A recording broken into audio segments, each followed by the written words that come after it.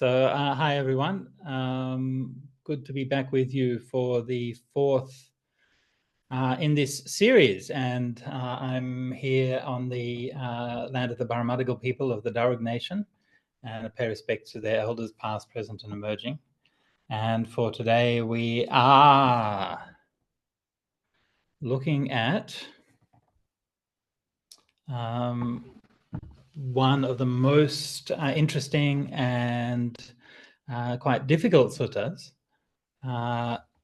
It's a sutta which has received a considerable degree of attention over the last 50 years now, since Venerable Katakurunde Nyanananda wrote his seminal treatise, Concept and Reality,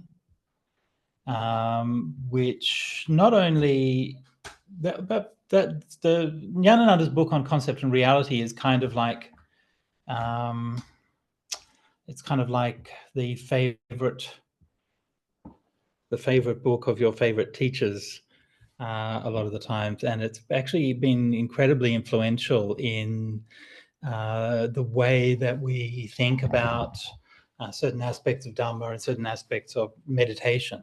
So it's a text which is not just theoretically interesting, but also very has wide-ranging implications for the way that we think about and talk about meditation as well. One of the interesting things that Nyanananda did in his study was that he took up a comparison with some of the Brahmanical and Upanishadic texts which dealt with similar issues. And that's something which is kind of almost unprecedented for Theravadan studies at that time, and still fairly rare. So as you know, the last three classes I've been looking a lot at those kinds of links and ideas. I'm not going to be following that up particularly like Nyanananda's take on that particularly, but it is interesting if you if you want to pursue that further. But for this week, rather than looking at context in terms of a religious and spiritual and cultural context, we're going to be looking at context in terms of a personal context, specifically a family drama. And so sometimes we find in the suttas that these kinds of like personal histories are left very much to implication. So the stories are very much kind of beneath the surface and need to be teased out. A good example of that would be Digha Nikaya number 2, the Samanyapala Sutta, where the whole drama with King Ajatasattu and his father Bimbisara is left mostly to the subtext. And so I believe that with Madhupindika Sutta, it's a similar kind of idea that there's a personal drama behind it, but that is left mostly in subtext. So much so that most of the discussions of this sutta that I've seen have really ignored that subtext. But I think that understanding it gives gives an added dimension to the sutta. When I was doing my research on this, I think it was last year,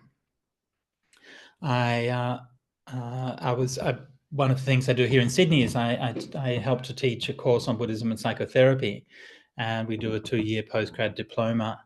And this year I was asked to, or last year I was asked to teach a module on addiction, which is not something I have particular knowledge or skills in. And I was thinking how to do this, and it occurred to me that the Madhupindika Sutta was actually giving quite an interesting and very powerful model of addiction and showing how we become addicted to our own thoughts, to our own ideas, and become like a victim of and become subject to our thoughts, rather than our thoughts being something that are useful for us or something that are meaningful. They become something that subjugate us. So let's have a look at the Madhupindika Sutta. As usual, I'm going to share my screen. So I'll begin by just reading the first passage. So I have heard. At one time, the Buddha was staying in the land of the Sakyans near Kapilavatthu in the Banyan Tree Monastery. Then the Buddha robed up in the morning and, taking his bowl and robe, entered Kapilavatthu for alms. He wandered for alms in Kapilavatthu. After the meal, on his return from alms round, he went to the great wood, plunged deep into it, and sat at the root of a young wood apple tree for the day's meditation. Dandapani the Sakyan, while going for a walk, plunged deep into the great wood. He approached the Buddha and exchanged greetings with him. When the greetings and polite conversation were over, he stood to one side, leaning on his staff, and said to the Buddha, "What is the ascetic's doctrine? What does he assert?" The Buddha replied, "Sir, my doctrine is such that one does not conflict with anyone in this world, with its gods, Maras and Brahmas, this population with its ascetics and Brahmins, its gods and humans. And it is such that perceptions do not underlie the Brahman who lives detached from sensual pleasures, without doubting, stripped of worry, and rid of craving for rebirth in this or that state. That is my doctrine. That is what I assert." When he had spoken, Dandapani shook his head, waggled his tongue, raised his eyebrows until his brow puckered in 3 furrows, and he departed, leaning on his staff.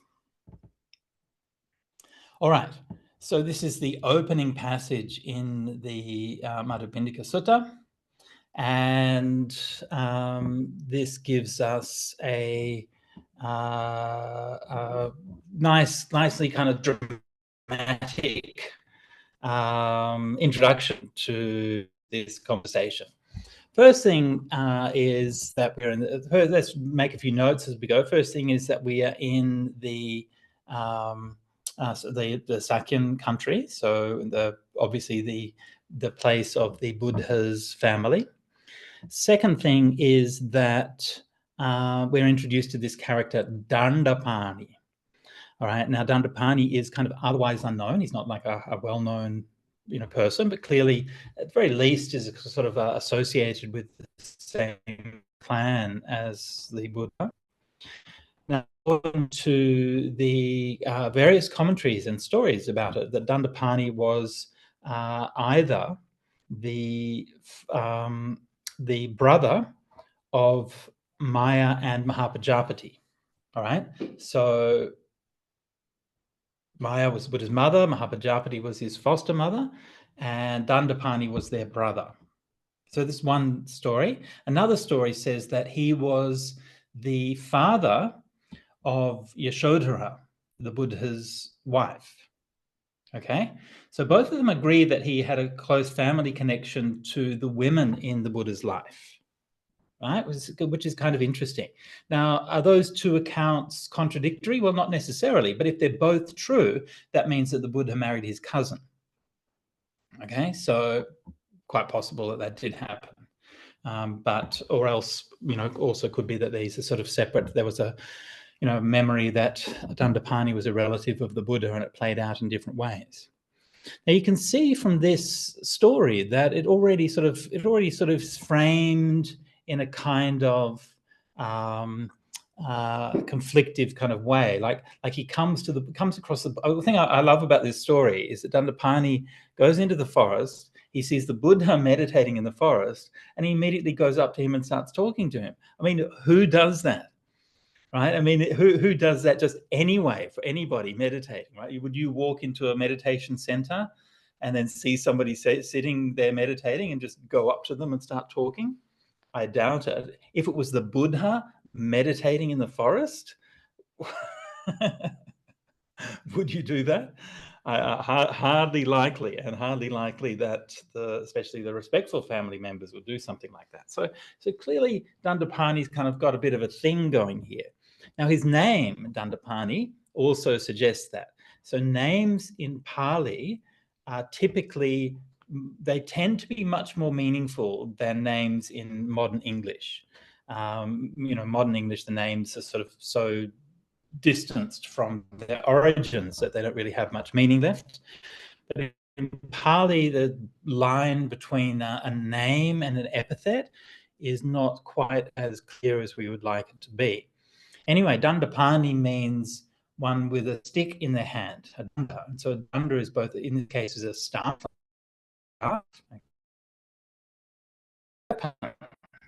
Okay, so he's sort of one who's leaning on his staff. I'm reminded of Gandalf when he went into him and then he said, "Would you take away the leaning staff of an old man?" Of course, it was much more than that, but there's a similar kind of idea. In fact, it is. I'm checking people's reactions right now to see who's the Lord of the Rings geek. I'm catching you, Darlene. Good to see that you. Anyway, moving on.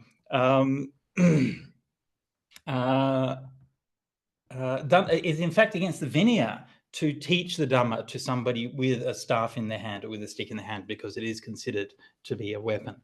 And more than that, someone who's called Dandapani is also in Sanskrit literature associated with someone who's angry. So this is a kind of a whole kind of web of associations behind the name Dandapani. That is a fairly belligerent fellow who's coming up to the Buddha and challenging him in this way. Now then he comes up and asks fairly bluntly, like, what is your doctrine and what is it that you assert? Okay, fine. But the Buddha gives a somewhat elliptical answer, right?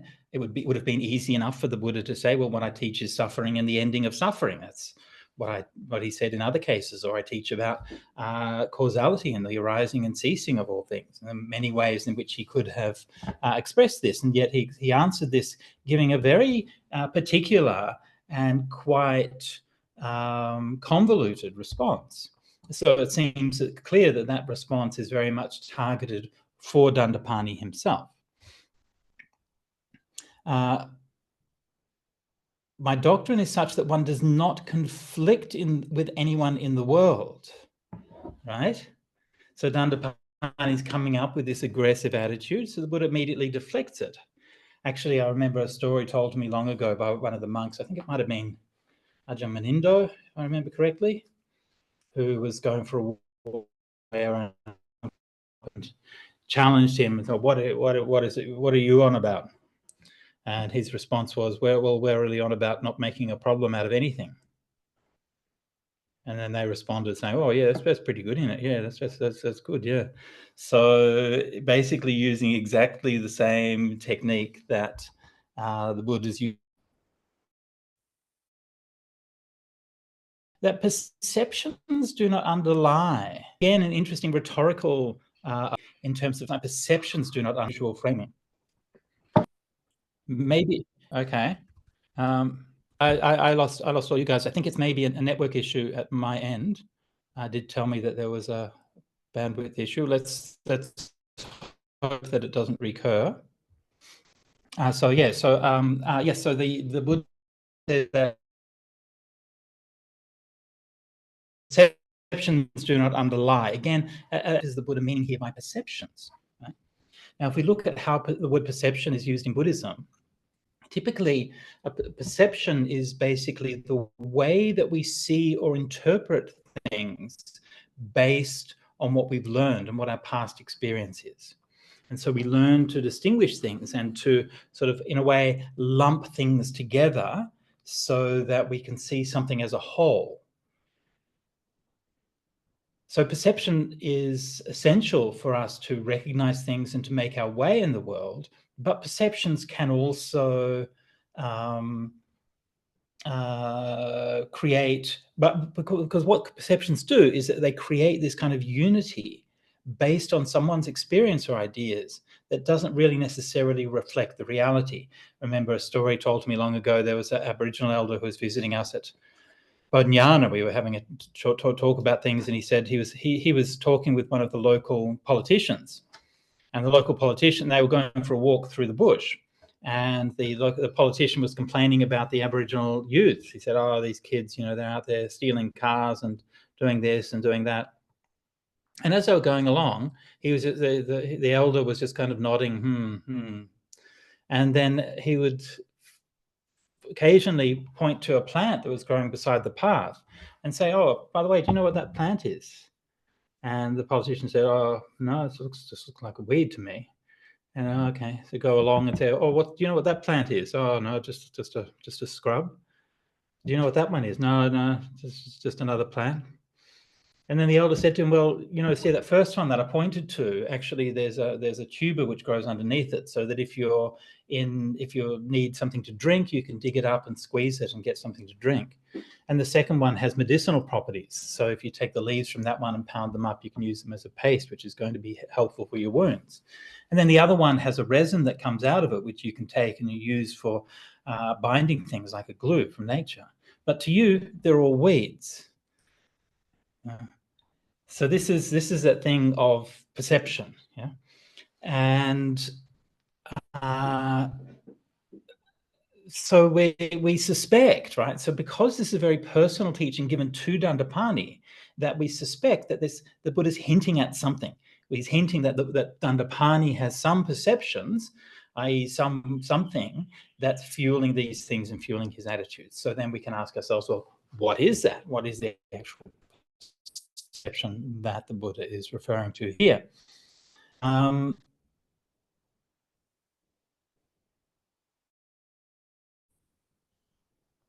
If we come back to the Dandapani's family situation, if Dandapani was the brother of Maya and Mahapajapati, then, well, when the Buddha was born, Maya died 7 days later, and then when he went forth, Mahapajapati was distraught at losing her son.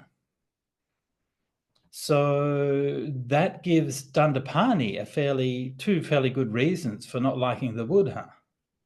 On the other hand, if Dandapani was the father of Yashodhara, right, then he walked out on his wife, walked out on Dandapani's daughter, leaving her behind, giving him another fairly good reason for not liking the Buddha. I mean, if he was both, then he's got many good reasons for not liking the Buddha. So I think there's a kind of interesting about that gives us like an explanation for why Dandapani is behaving in that kind of way. And it's kind of interesting also that in a sense it's the kind of emotional fallout of the Buddha's life that Dandapani is dealing with, and which is coming out in this aggressive attitude. So then this, it seems to me, fuels the Buddha's response as well. So first of all, diffusing the situation by saying he teaches the doctrine of not conflict. Okay, that's fine. The second thing, then talking about the perceptions. So what I think this means is that the perceptions are the perceptions that Dandapani had of the Buddha, remembering that the Buddha was his, trying to think of their family relations, nephew, something like that. Anyway, he's probably seen him growing up, knew him from when he was a boy and that kind of thing. And so he's got this perception about him. And he's trying to gently remind Dandapani not to get trapped in these perceptions. And I think that there's some kind of wisdom which is emerging from this, because like, it's true, of course it's true that traumatic things happen to us, and that those traumatic things shape us, and that they create, in terms of what happens to us and how we respond to it, creates who we are in many ways. But I think it's also true that by lingering on those things, churning them over, going over them again and again and again, then that can sometimes just reinforce those pathways and those traumas. And so this, I think, that need to be shown a path forward out of this. I'm reminded of a friend of mine who's a Bangladeshi monk who had some traumatizing incidents before in Bangladesh and in India before he came to Australia as a refugee. And when he was trying to get access to various services, he's on a refugee visa and he's trying to get access to various services and things like this. And anytime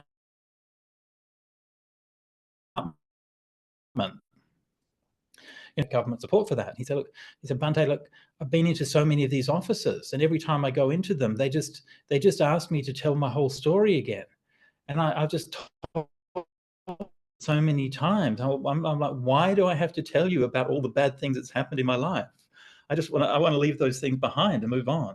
And that was like a major obstacle for him. It wasn't even just that he couldn't get the services that he needed, but that the process was seemingly designed to keep him trapped in that, so he wouldn't even go and ask. Anyway, so this is what I think the kind of emotional situation is here.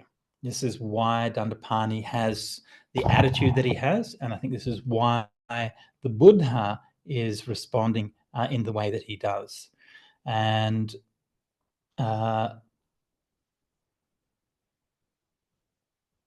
the remainder of but obviously, despite the Buddha's very skillful and gentle response, obviously didn't really have the desired effect, because Dandapani still didn't really get it and wandered off. So a note here from Vandana says, according to a TV show, and Vandana, first of all, may I say, congratulations on your transparency in your use of sources. I think that's excellent. And in the sutras, the Buddha said that we should preserve the truth. And so by citing your sources here, you're preserving the truth. Called the Buddha. So yeah, I'm guessing maybe this was the show produced. There was quite a well-known show produced in, I think it was on Netflix in India a couple of years ago, that was really popular. Yeah. So Dandapani was Yashoda's father, and he never liked Siddhartha because he knew he didn't want to become a king, and he wanted Yashoda to get married to Devadatta instead, right? It's very complicated. Like that whole family situation, very, very complicated. Yeah. So yeah, you can see, and I mean, look, that's so typical of like royal families and ruling families and stuff like that. They're all getting mixed up with things.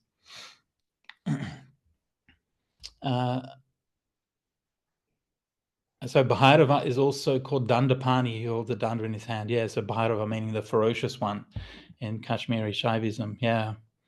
So that means that connotation, because in Kashmiri Shaivism is like 1,000 years later or something, but that means that that's still a long-lasting association.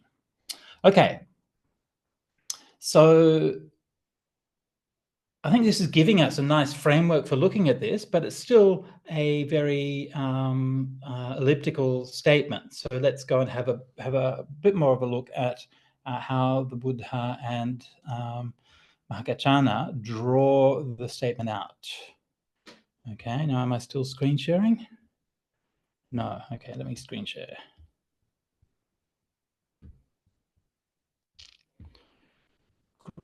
Great. So in the late afternoon, the Buddha came out of retreat and went to the Banyan Tree Monastery. I sat down on the seat, spread out, and told the mendicants what happened. When he'd spoken, one of the mendicants said to him, "But sir, asserting what doctrine does the Buddha not conflict with anyone in this world, with its gods, Maras and Brahmas, its dark population with its ascetics and Brahmins, gods and humans? And how is it that perceptions do not underlie the Buddha, the Brahman who lives detached from sensual pleasures, without indecision, stripped of worry, and rid of craving for rebirth in this and that state?" So the Buddha gives an explanation here.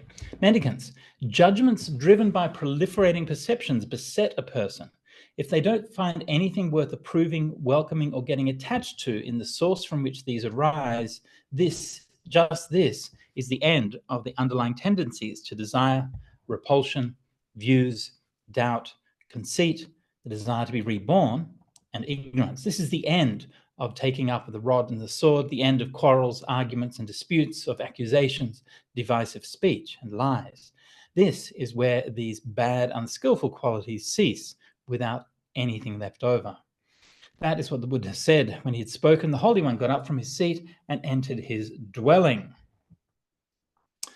So curious explanation.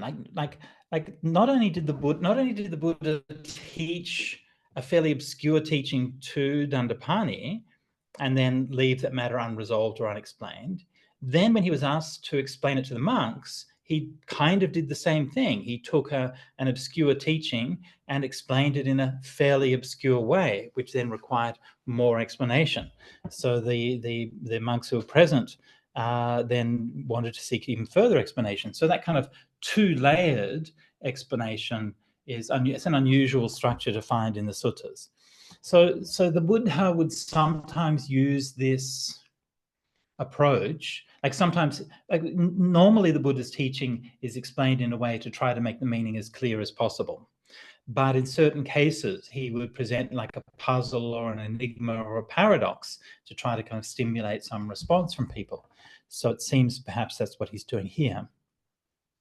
Let's untangle a few of the details of this one before going any further.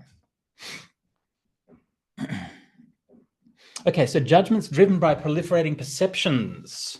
Sankhar is judgments. So the word sankhar is used in the sense of appraisal or assessing how we are in relation to others. So sankhar is often used like in a numerical sense, like to enumerate or to calculate something, to reckon something. So it has a kind of a sense of wisdom to it, because it's kind of means to survey things and to reckon them up, to tally them up. So this is like a reckoning or a tallying or a judgments. Okay, now driven by proliferating perceptions, papancha sanya sankhar. So this compound, papancha sanya sankhar, in Pali, as a general rule in Pali, when you have a compound, the relationship between the elements of the compound is not grammatically determined, so that they can have a number of different, you can construe the compound in a number of different ways. Now, often it's straightforward to do that, but in this particular case, the construal of the compound is quite complex because it could be read in a number of different ways, which explains why if you read this particular passage, you'll find a number of different renderings of this compound. So my rendering comes from, obviously, from my study and the study of the previous scholars who've looked at this, but also through, because the same or similar compounds are found in other contexts in the suttas. So I think that we're able to, by not relying on this sutta exclusively, but by looking at a range of contexts, we're able to figure out exactly how this is going on. So judgments driven by proliferating perceptions. Proliferation, or papancha, is the compulsion of the mind to spread out in endless inner commentary that hides reality. And so that fundamental nature of the word papancha is the main theme of Venerable Jnanananda's book, Concept and Reality. And so that idea of proliferation, which I'm imagining many have, which is fairly commonly used in like in meditation circles these days. You know, I was sitting meditating and my mind was proliferating and these kinds of things. So that usage of the word proliferation really comes from Jnanananda and from his study. So proliferating perceptions. Okay, so the idea here is that you have a perception, right? As we already talked about, a perception is like almost like a presumption or an assumed way of seeing things, and then those perceptions then proliferate, right? So that because if those perceptions are driven by those anusayas, by those underlying tendencies, then they tend to proliferate in us. In other words, once we've got that perception in our mind, and it might be a personal one, as in this particular case, it might be a racial one, as in the example I talked about before, maybe in terms of gender, maybe in terms of nationality or ideas or anything that we can have. It might be food, it might be brands of cars, it could be anything. So once we have that, once this is driven by those 7 underlying tendencies that are mentioned here, then it results in judgments. Yeah, so the sankhar. So this is that kind of idea, that we have that pre-existing idea, which is the perception, it proliferates, and then it ends up in judgments. Yeah, you're good, I'm bad, this is better, this is worse, and so on and so forth. The verb here, to beset, samudacharanti, is very specific. And the idea here is that they beset a person. So the person is not doing those things, they are done to them. So this is that kind of point where you're becoming almost like a victim of your own thoughts. And this is where that kind of relationship with the idea of addiction, to me, comes in. But we'll see this in more detail later on. if they don't see anything worth approving, welcoming, or getting attached to in the source from which these arise. So that particular case, it doesn't tell us what that source is, right? So it says there's a source from which these arise. If you don't get attached to that source, right, it doesn't tell us really what the source is yet. And then this is the end of the underlying tendencies to desire, repulsion, views, doubt, conceit, the desire to be reborn, and ignorance. So this list of 7 anusayas, or 7 underlying tendencies, is a standard list in the suttas. We find it a number of different places.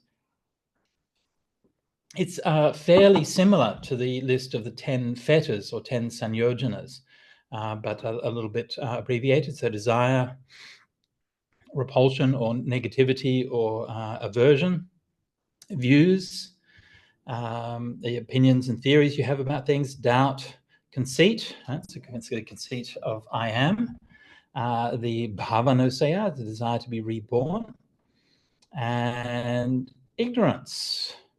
So these are the 7 anusayas. And so these are obviously things that the Buddha talked about very often, but talking about them in the context of the anusaya implies that they are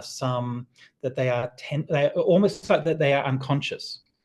So this is like a sort of an anticipation of the kind of the modern idea of the unconscious. So the anusaya are there underlying, right? Anusaya, even if they're not fully operational.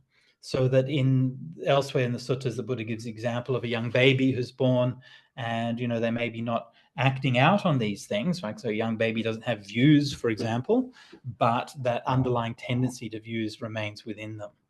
So those anusayas, they can be active and driving us, or they can be just there waiting, and those tendencies to push us in a certain direction. I'm not sure if I'm not quite happy with the word tendency in this regard. I tried changing it to compulsion, because I think the point with the anusayas is that like a tendency is like, oh, you'll probably do this, but you might do the other thing. Whereas these are more things which tend to drive our decisions.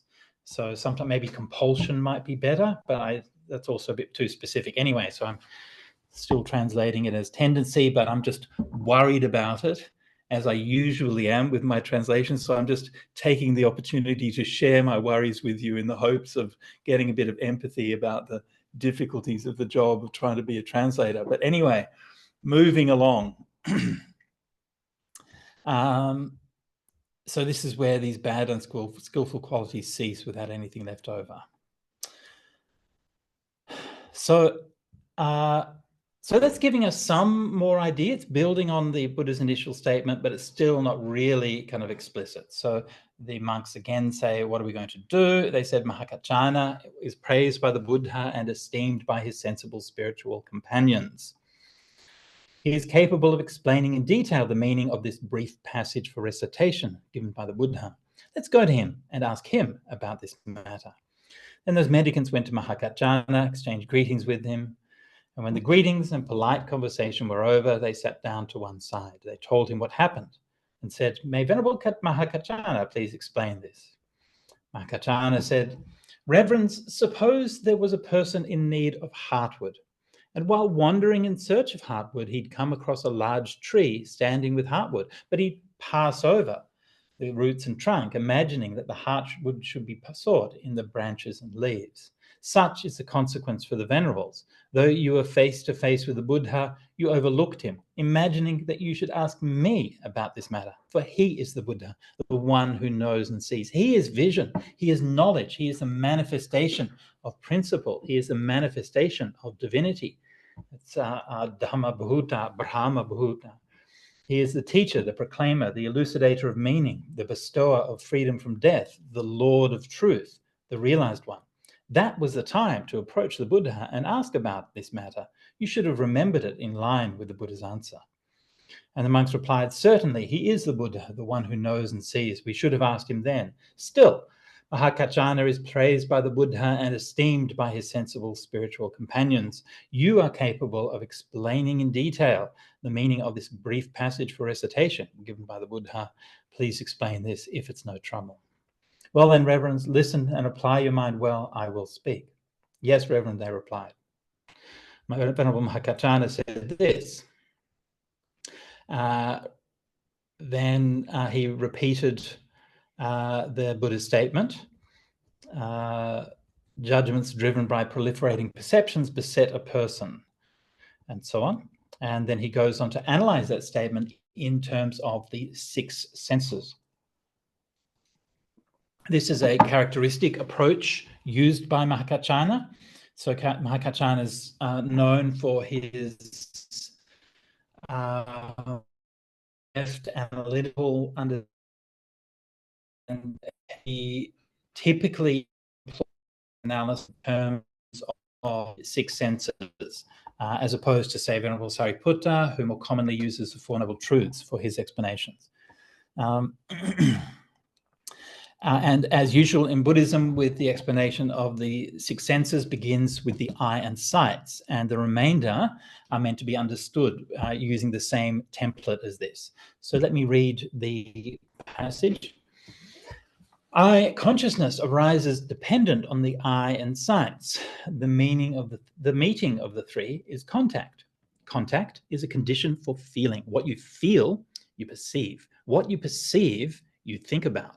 What you think about, you proliferate. What you proliferate is the source from which judgments driven by proliferating perceptions beset a person. And this occurs with respect to sights known by the eye in the past, future, and present. And the same thing for ear consciousness, nose consciousness, tongue consciousness, mind consciousness, and body consciousness and mind consciousness. So again, another case where we have a short passage which explains the previous enigmatic passage, but then is also itself quite enigmatic. But I believe that we now have enough detail to be able to understand this passage with a good degree of clarity. And the subtleties of this passage, again, were largely unearthed by Venerable Nyanananda in his analysis. So I'm going to be reading from and perhaps paraphrasing my long footnote here. In this passage, Mahakachana deftly unfolds the meaning inside the syntax. For consciousness, contact, and feeling, right? So this is the eye consciousness arises dependent on the eye and sights. The meeting of the three is contact. Contact is a condition for feeling. So as far as that goes, he repeats the standard analysis of sense experience linked to dependent origination, where each item expressed as a noun leads to the next, like falling dominoes. Okay, so this is the opening items. We have a series of nouns, a series of things, if you will, each of which is dependent on the other, and each of which almost like dominoes falling one after the other is giving rise to the next. So there's no kind of feeling in a sense of like an agent or like a choice or a response. It's just that's how it works. It's like a mechanical process that's going on. What you perceive, then the syntax changes. So it pivots on feeling, which is another characteristic you find in a number of expositions of dependent origination. He then switches to verbs. Feeling exerts a force that motivates desire, even though desire itself is left unstated here. In Pali, the subject of the verbs is implicit, assuming an agent who is feeling, perceiving, thinking, and proliferating. All right, so what you feel, you perceive. What you perceive, you think about. What you think about, you proliferate. So again, in the Pali, the you there is absent, because in Pali you don't have to make the subject explicit. So this is the subtlety of the syntax that Mahakachana is using. There is a self which is getting involved in this process. What you feel, you perceive. What you perceive, you think about. And that self is now, instead of the process being one to the other to the other, that self is now making it happen. It's now driving that process along. But that self is not even expressed. It's still left entirely implicit, which is something you can't quite capture in translation, because in the English you have to express the subject. In Pali you don't. So you can read it by leaving out the you in that passage, right? What feel you perceive, what perceive you think, and so on. So there's this kind of like this self is starting to creep in under the surface, still unrecognized and unexpressed, but nonetheless fueling the responses of the things that happen to us. So this, I think, is really psychologically acute and very linguistically subtle. The point that Mahakachana is making here is that the first things that happen, the sights, eyes and sights, and you see that and giving rise to eye consciousness, that's just how it is. That's just sort of like what life is. You just come along to life and there it is. This stuff happens to it. You see things, you hear things, you smell things, and so on. And in a way, we feel like we feel like that we didn't ask for any of this. You just got here and here it was. Yeah. But in a sense, like we are operating as agents within this, but often we kind of hide our agency from ourselves. This is something that I think Sartre called bad faith. It's like this idea that you sort of pretend that you didn't have any choice. You kind of pretend that you don't have any agency. And it's something that I hear a lot. Like if you think about even in things like, say, climate change, for example, you hear this a lot. People say, oh, what can we do? Right? Or what can I do? Yeah. And I one time a few years ago, I'm part of a group in Australia that's called the Australian Religious Response to Climate Change. And a number of years ago, we went up to Canberra and spoke to a bunch of our politicians and so on. And I spoke to the then Environment Minister. And he said to us, well, what can I do? We're like, you're the literal environment minister. What you can do? What can you do? Well, you can like pass laws that will actually phase out fossil fuel extraction and a whole bunch of things that you could do. But it's like a feeling. It's like a way you have, like, you talk yourself into a mindset where you're not responsible for things. And that's what's happening at this particular stage, because we are actually responding. There is a subject there, but the subject is implicit. Like we feel like this is just how it is, but in fact, it's what we're doing. It's what we're responding to things. So this, I think, is like a really interesting and really insightful, so psychologically acute framing, which is hidden in the syntax of the sentence. But that we're not even over yet.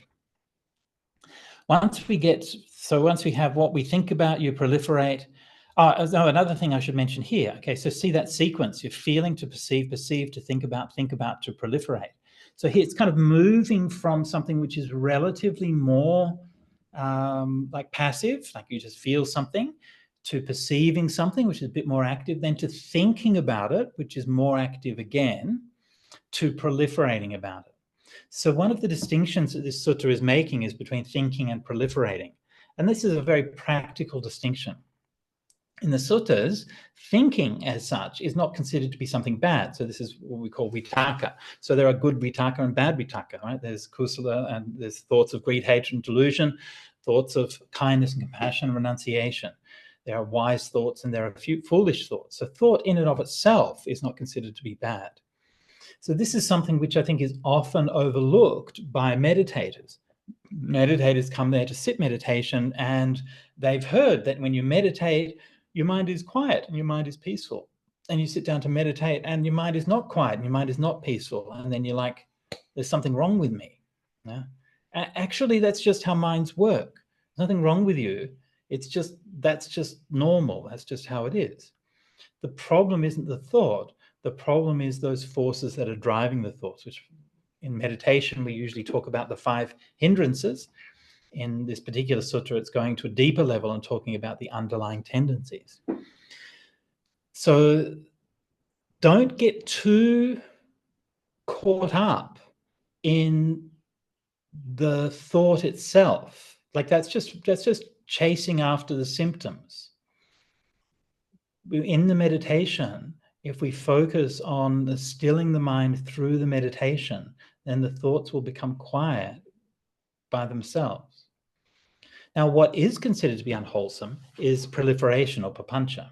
So this is where the thought is not just, it's not just a series of thoughts about something, but where the thought sort of spins out of control. And we all know what that's like, and you can kind of lose yourself, lose any sense of mindfulness, and the thought spins out to go around 1,000,001 things. So I think it's important to distinguish between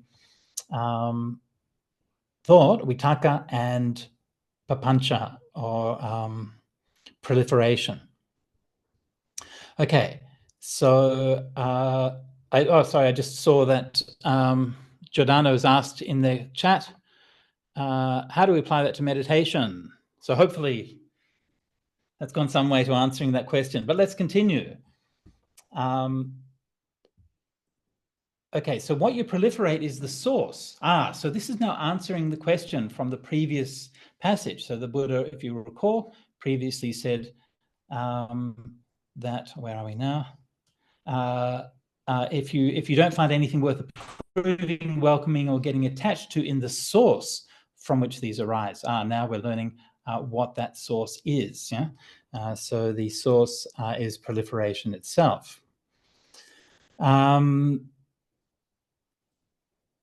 What you proliferate is the source from which judgments driven by proliferating perceptions beset a person.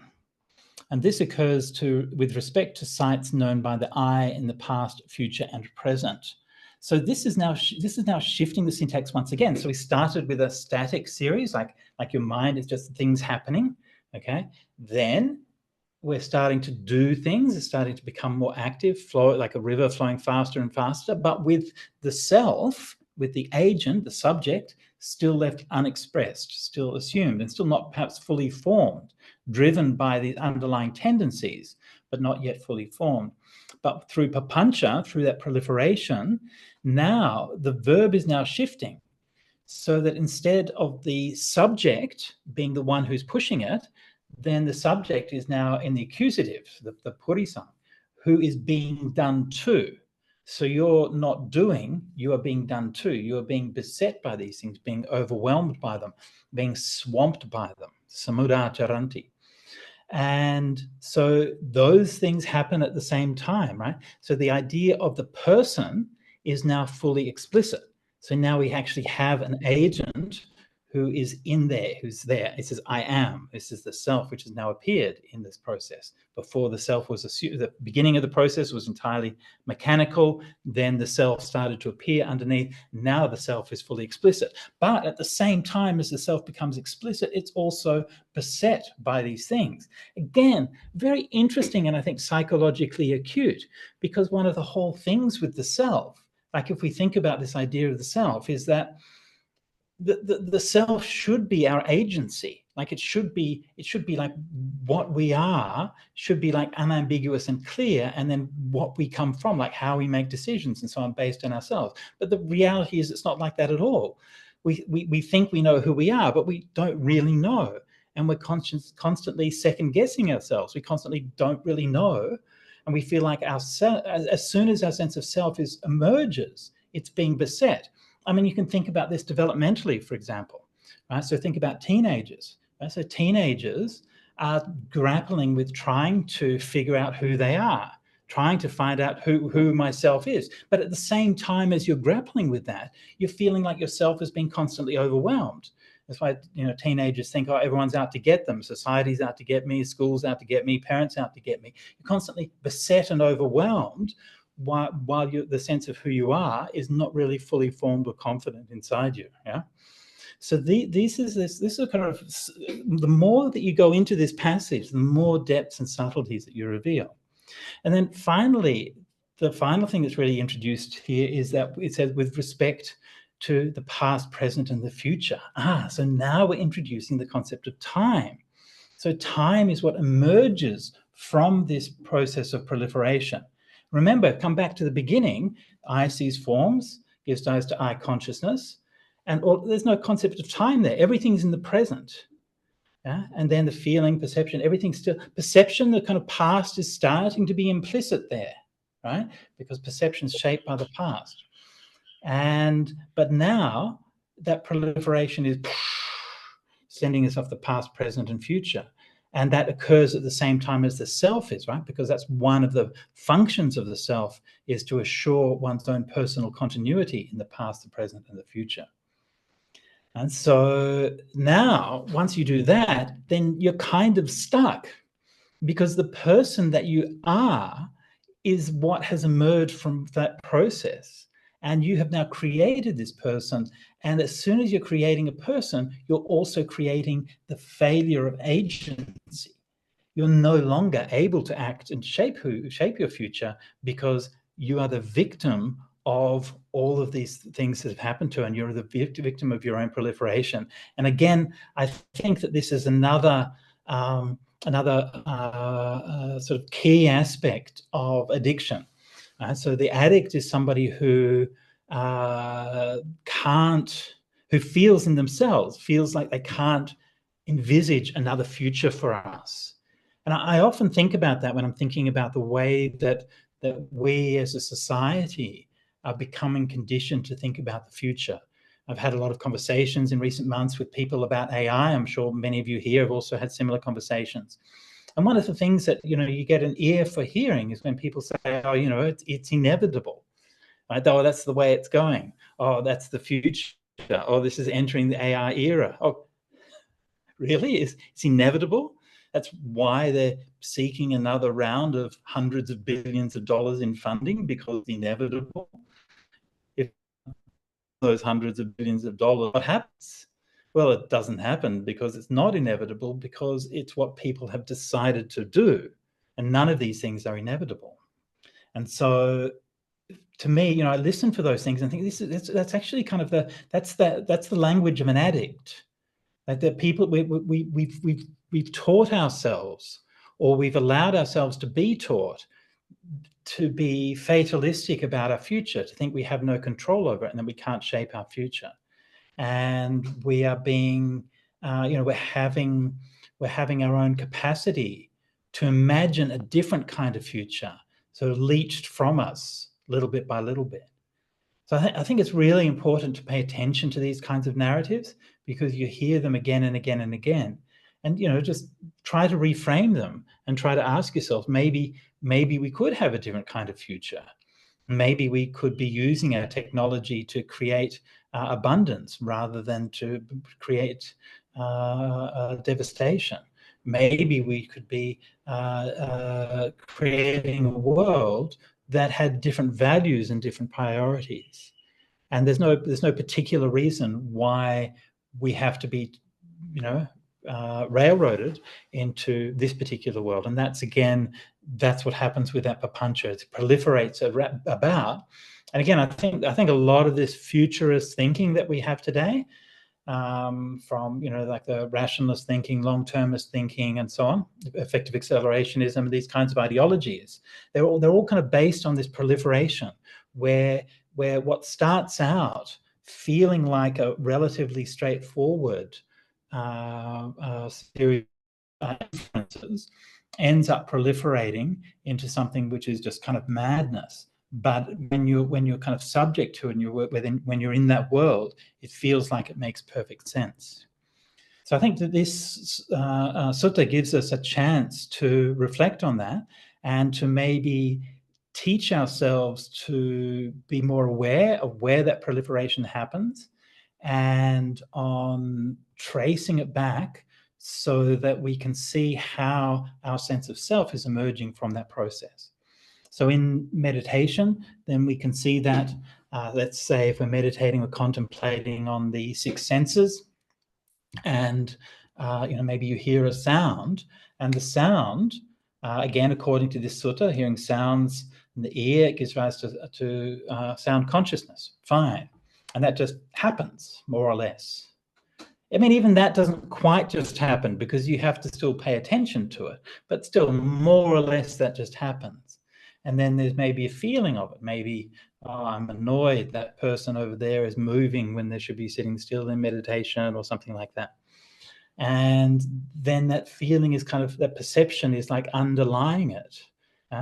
And so in our meditation, we can just sort of see how that movement of the mind in response to what happens subtly builds up a sense of self before we're even aware to it. So this, again, the sense of self is being fueled by these underlying tendencies, and by the time it comes to the surface, it's already too late. So this is often what happens in meditation, is that when it comes to the surface, then we ask, oh, how do I deal with this? You know, my mind's proliferating, and I've got these kind of thoughts of the past, and how do I trap at these things, and so on. But you're kind of already a bit late. I'm not saying that you have to give up at that point. I'm just saying that if you can catch it earlier, then it won't even get to that point, and you can have a much easier job about it. All right, so let's continue on. So the same for the ear, nose, tongue, body, and mind. Now, then there's the passage is wrapped up by a final passage. Where there is evidence of contact, passa panyatiya sati, it will be possible to discover evidence of feeling. Where there is evidence of feeling, it will be possible to discover evidence of perception. Where there is evidence of perception, it will be possible to discover evidence of thought. Where there is evidence of thought, it will be possible to discover evidence of being beset by judgments driven by proliferating perceptions. So as always, the Buddha doesn't just leave us hanging. He doesn't just tell us, this is why you get lost and why you're proliferating and everything. He says it is possible to discover these things. This is essential. Oh, sorry, I should say Mahakachana in this case. It is possible to see these things. So this is the point. All of those things that we've talked about, eye, sights, eye contact, feeling, perception, all of those things are empirical phenomena. We can observe them in our meditation, and we can sit down and we can actually see how this is all working.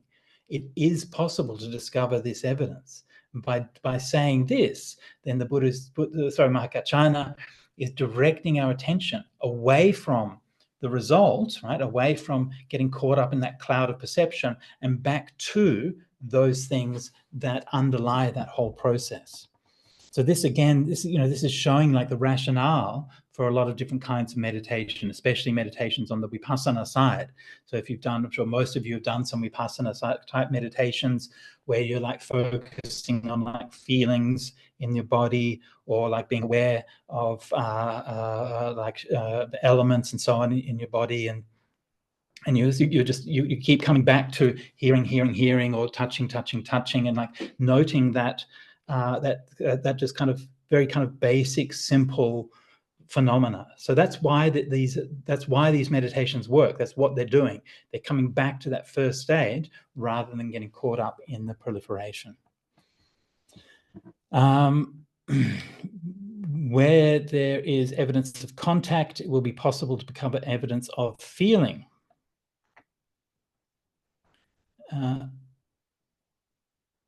Where there is no eye, no sights, no eye consciousness, it will not be possible to discover evidence of contact. And there's no evidence of contact, it will not be possible to discover evidence of feeling. If there's no evidence of feeling, it will not be possible to discover evidence of perception. When there's no evidence of perception, it will not be possible to discover evidence of thinking. When there's no evidence of thinking, it will not be possible to discover evidence of being beset by judgments driven by proliferating perceptions. So, of course, this is talking about enlightenment, and even parinibbana, right, where all of these problems have ceased. Then that whole process no longer manifests. And so Mahakachana is showing you like a process of insight meditation based on the theory that he's developed in that sutta. Then those mendicants, approving and agreeing with what Mahakachana said, rose from their seats and went to the Buddha, bowed, sat down to one side, and told him what happened. And the Buddha said, Mahakachana is astute mendicant. He has great wisdom. If you came to me and asked this question, I would answer it in exactly the same way as Mahakachana. That's what it means, and that's how you should remember it. And he said this, Venerable Ananda said to the Buddha, Sir, suppose a person who was weak with hunger was to attain a honey cake. Wherever they taste it, they would enjoy a sweet, delicious flavor. In the same way, wherever a sincere, capable mendicant might examine with wisdom the meaning of this exposition of the teaching, they would only gain joy and clarity. So, what is the name of this exposition of the teaching? Well then, Ananda, you may remember this exposition of the teaching as the honey cake discourse. That's what the Buddha said, satisfied. Venerable Ananda was happy with what the Buddha said. So that's the end of the sutta, and probably the first reference to gulab jamun in world literature, I'm guessing, or something very like it anyway. And just to kind of wrap up there. So unfortunately, we don't hear about what happened to Dandapani further. I'm sure that there are commentarial stories and so on about him, but in the suttas, we don't really learn anything more. That particular, one of the things I think from that particular sutta is you can see that when the Buddha was placed into a conflictive and challenging situation, it prompted him to express himself in an unusual way and to present the Dhamma in a way that's highly specific for that occasion. Of course, the suttas, as we have them, are records of teachings, right? They're records of teachings given by a person at a particular time, a particular place. They're not textbooks, so they're not designed to be sort of an abstract thing that's just, for everybody. And often that personal dimension of the teaching is somewhat subdued, like it doesn't affect the teaching all that much. But in this particular case, it clearly does.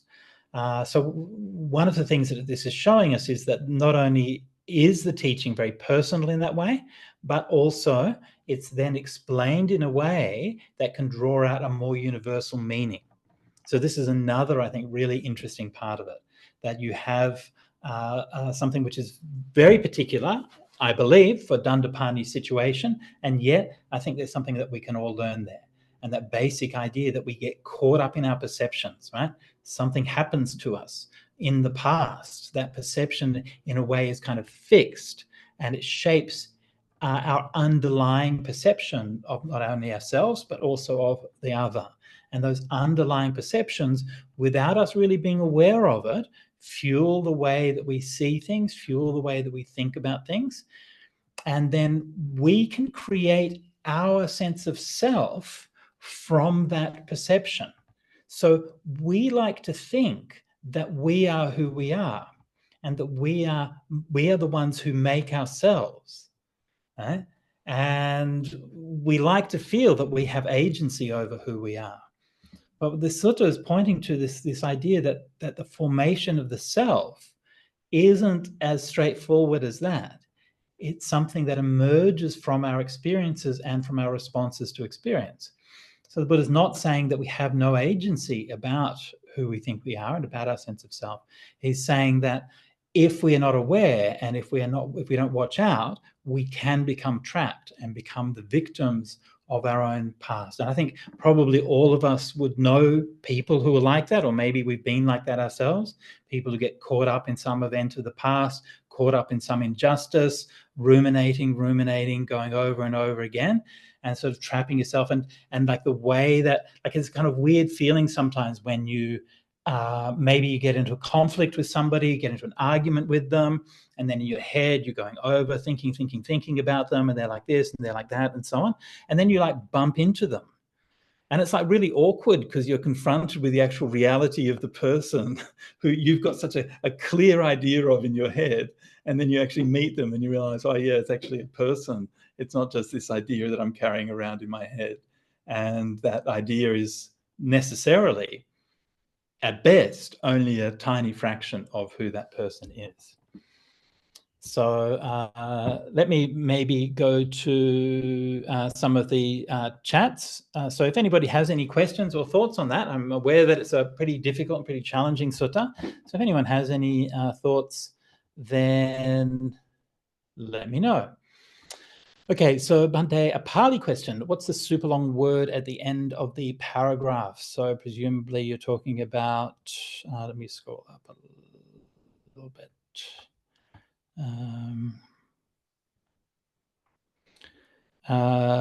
There's a few long words. There's Atita Nagata Pachupanesu.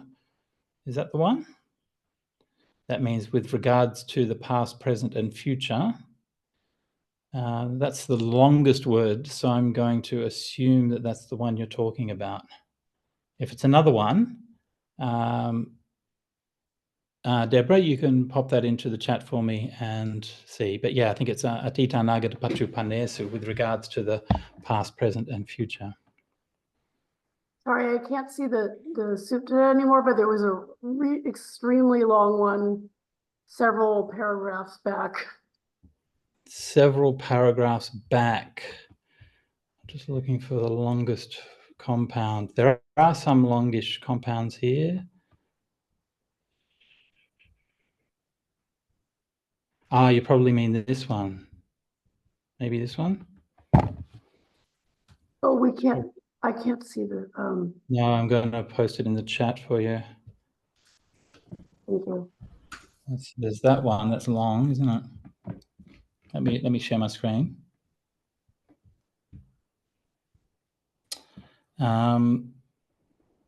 Is that the word here? So where there is evidence of thought, it will be possible to discover evidence of being beset by judgments driven by proliferating perceptions. So that compound, which I've got highlighted there, papancha sanya sankar, samudacharana banyating. So papancha, proliferation, sanya, perception, sankar, judgments, samudacharana, the being beset, and panyati is the making manifest or showing evidence for, or being evident or making manifest. So it's the making manifest of being beset by judgments driven by proliferating perceptions. Is that the compound you're referring to, Deborah? Sorry, Bhante. No, it was several paragraphs back. And several paragraphs back. Yeah, it was so long that I don't think I've ever seen a word that long.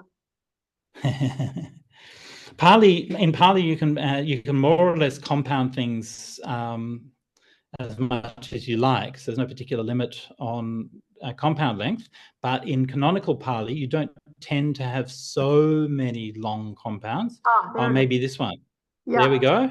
Yeah, you're right. Yeah, that is a long one. Okay.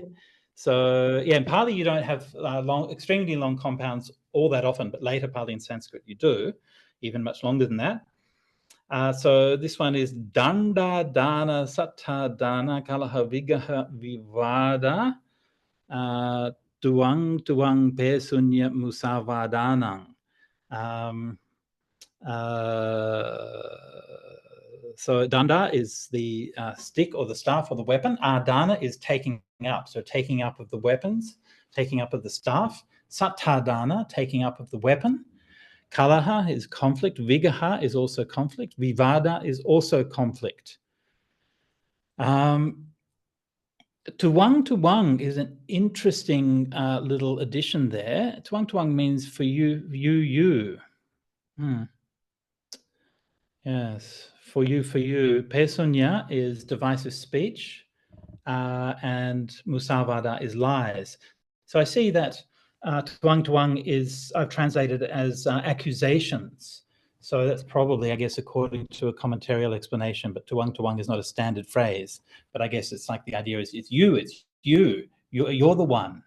You're the one who's doing it. It's your problem. You're the one who's at fault. Yeah, it's a nice little kind of idiom there. But yeah.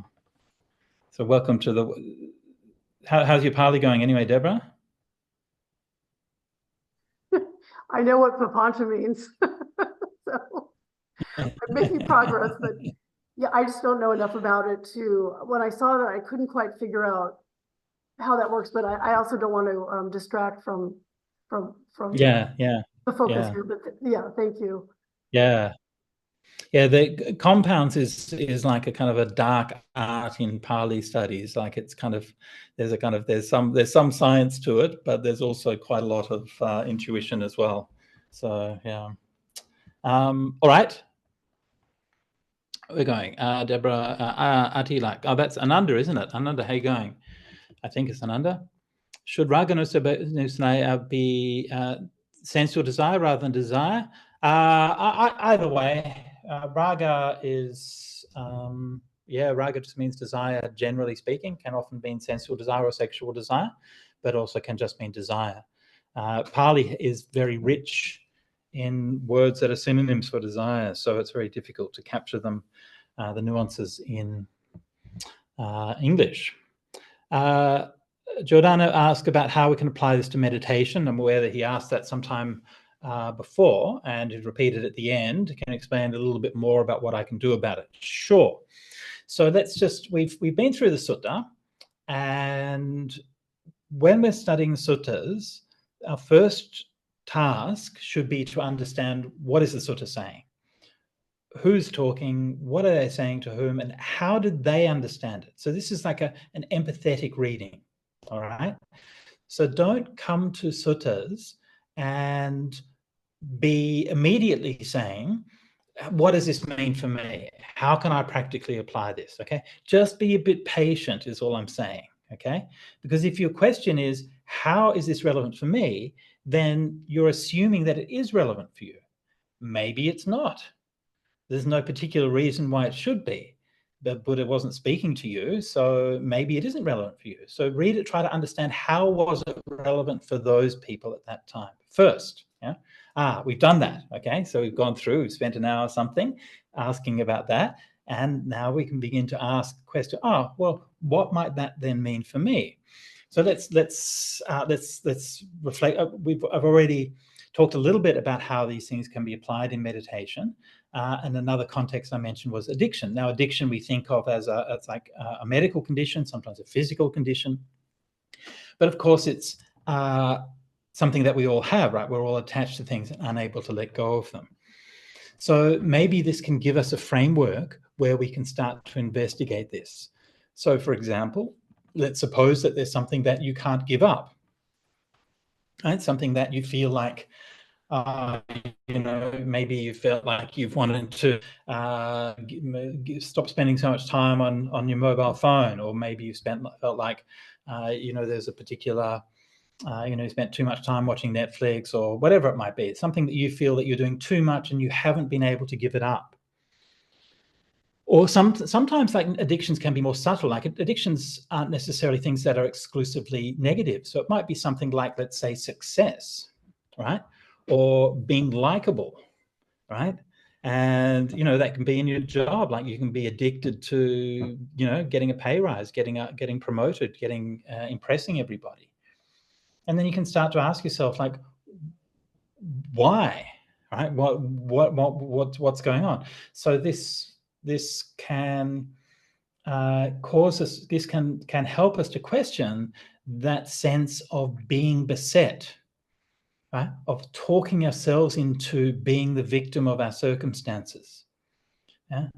And there's a difference between being a victim and being the author of one's own narrative of being a victim, right?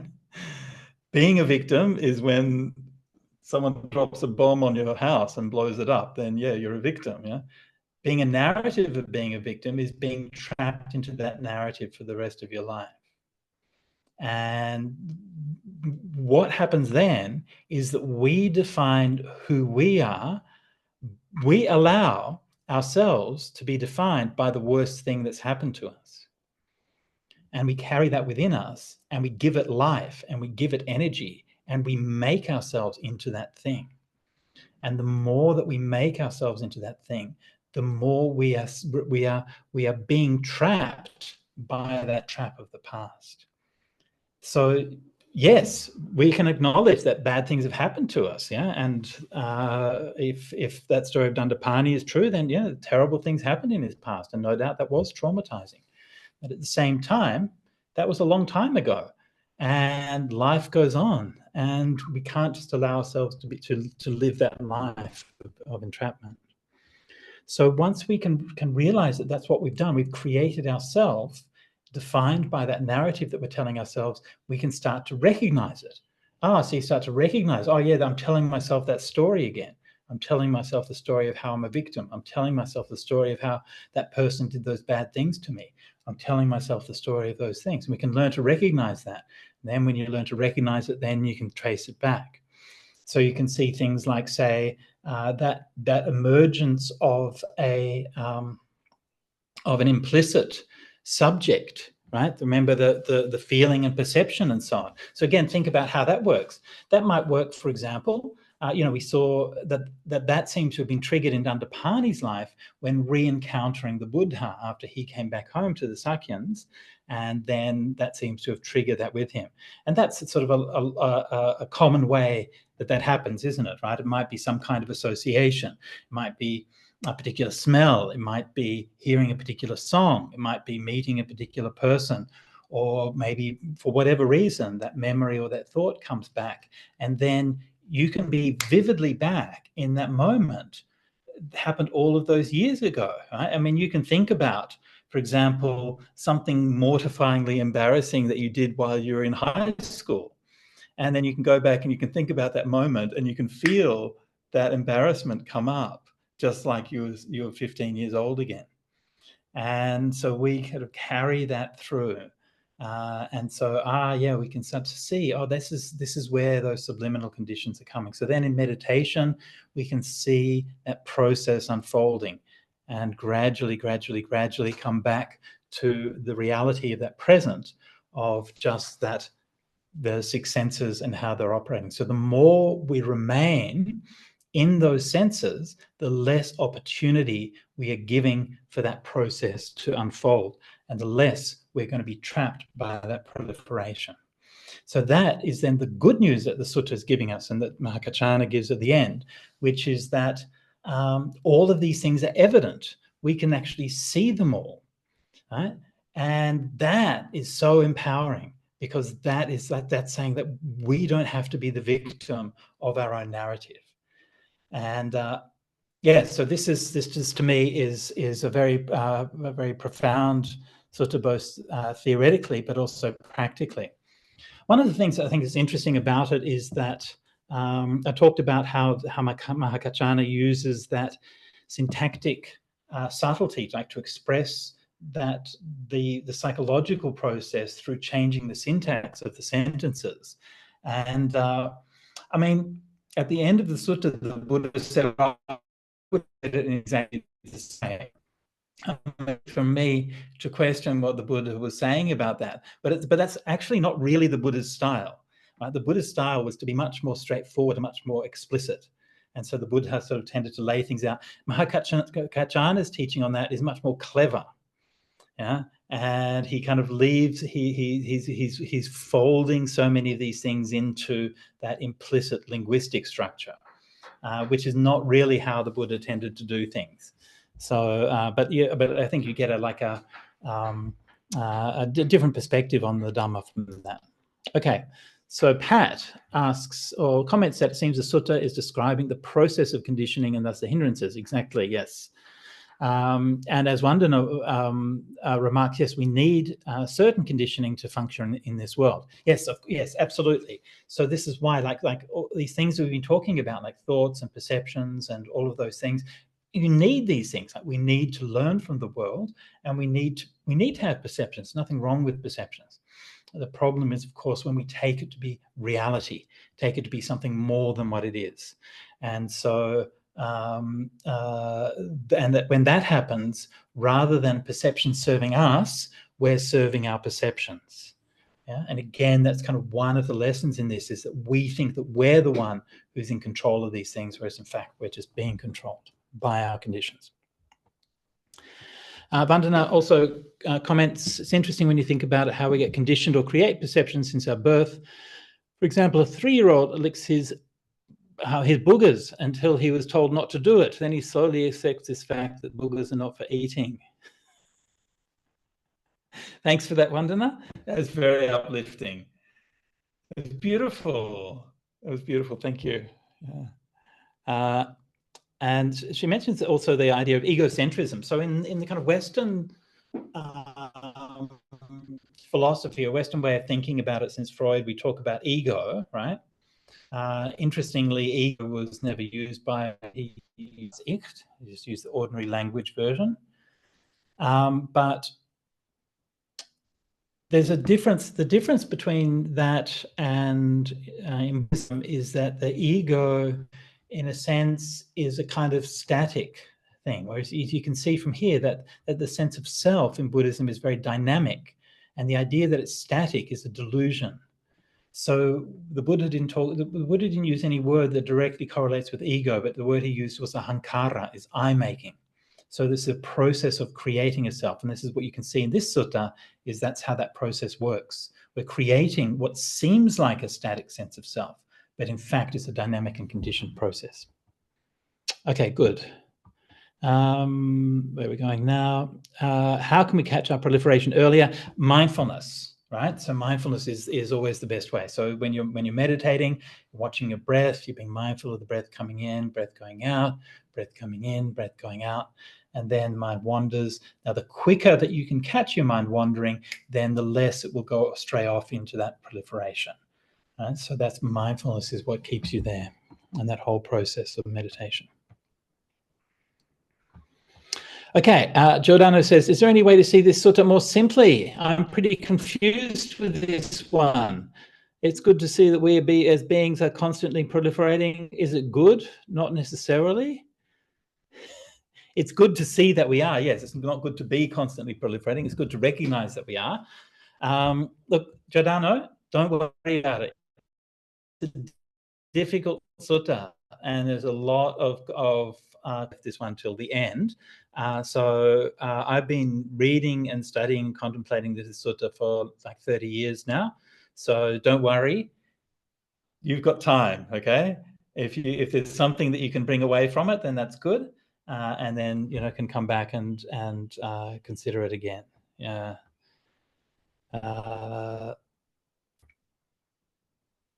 Okay, where are we going now? Okay, so Joni mentions a study about the flows, how one things lead to another. Do I have a recommend or a book or article? I don't have anything off the top of my head, I'm afraid, but if anybody has something that they can think of, then they could pop that into the chat. Sorry, the chat and these things always jumps around. Where are we going? Sume, is it correct to assume from the ending of this sutta that all the titles of the suttas are given by the Lord Buddha and not by the compilers? No, I think that would be overstating it. There are a few suttas like this one where the Buddha gives a title, but in most cases that he doesn't. And there's a lot of cases where suttas have different titles, even within, say, the Pali tradition. The same sutta might be referred to by a number of different titles. Even when the Buddha gives a title, he often gives several titles that you can call it by, so he doesn't give just one title for it. And then if you look at the comparative studies in the Chinese and other parallels, then they frequently have other titles as well. So in the most cases, the titles of suttas are given at the councils. Well, they're not even really given at the councils. So what happens was that in most cases, when suttas were gathered, they were organized in terms of a vagga of 10 suttas. And then at the end of every vagga of 10 suttas is a little summary verse. And that summary verse mentions a key word or idea from each of those suttas. And it's those summary verses that modern editors have taken and that they use for the titles. So apart from a few cases like this one, where the title is given in the sutta itself, in most cases, that's where the titles come from. Okay, so Ananda asks, would you say the source is I consciousness? No, the source is papancha. If you go, it's not. It's a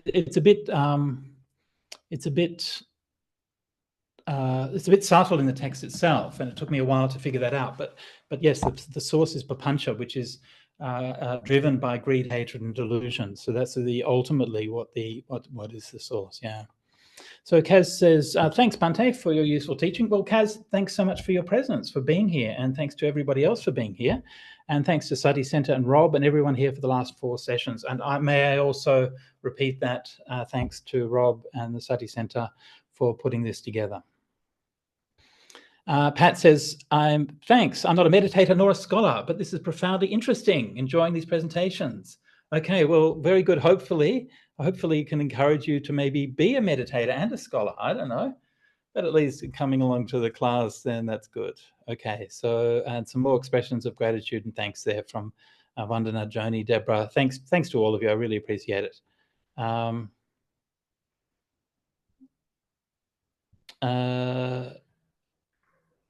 Winnie says, Winnie, this is some of the greatest praise that I've ever received in my life. I think I can understand MN18 slightly better now.